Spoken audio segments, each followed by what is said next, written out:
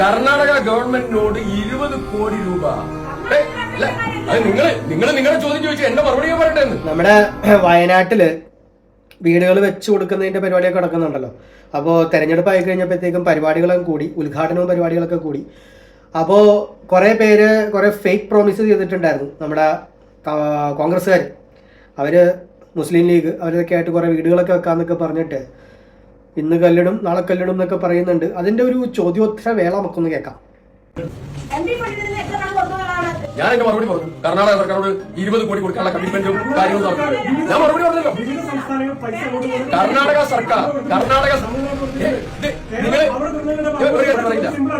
Simple ചോദ്യം മറുപടി സിമ്പിളായി മറുപടി പറഞ്ഞു. പ്രിയങ്ക ഗാന്ധിയും രാഹുൽ ഗാന്ധിയും 20 കോടി കർണാടക ഗവൺമെന്റിനെ കൊണ്ട് കമ്മിറ്റ് ചെയ്യിപ്പിച്ചു. അത് നടന്നുകൊണ്ടിരിക്കുകയാണ്.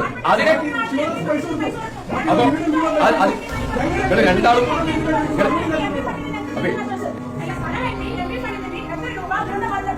കർണാടക ഗവൺമെന്റിനോട് 20 കോടി രൂപ. നിങ്ങളെ ചോദ്യം ചോദിച്ചു എന്റെ മറുപടി പറയട്ടെ. അങ്ങനെയുണ്ടോ? ഞാൻ പറയട്ടെന്ന്.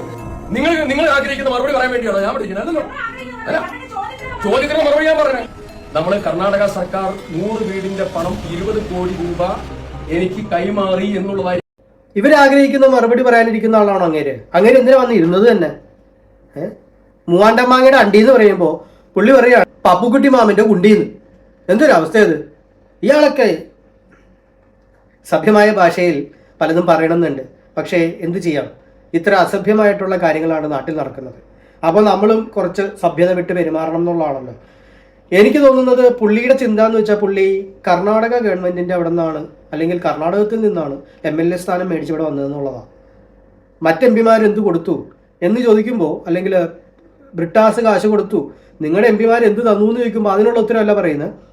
അവിടെ ആൾക്കാർ കാശ് കൊടുക്കും, കർണാടക ഗവൺമെന്റ് 20 കോടി കൊടുക്കും. ഈ കർണാടക ഗവൺമെന്റ് വീട്ടിൽ നിന്ന് എടുത്ത് കാശ് കൊടുക്കുന്നതാണോ?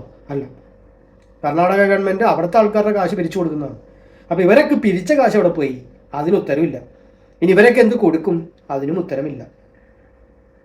ഈ തവണ വീണ്ടും കമ്മ്യൂണിസ്റ്റ് ഭരിക്കുന്ന തോന്നണം, ഇങ്ങനെ കുറെ വേട്ടാവളിയന്മാരുണ്ടെങ്കിൽ.